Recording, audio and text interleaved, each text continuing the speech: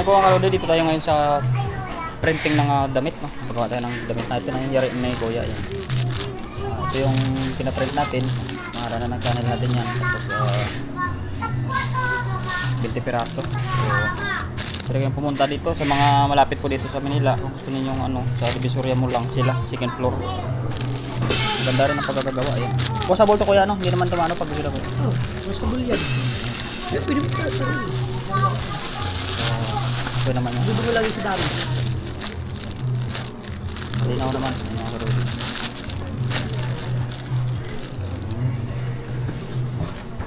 Tingnan natin yung maging tsura.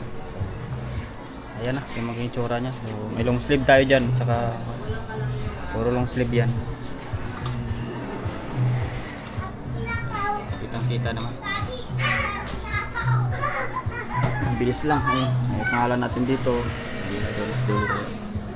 Saka ito. Yan. Ito mga kalodi, tayo ay kuhanin na natin at nabayaran na natin yan. Kuhanin na natin mamaya, check natin lahat. Bye!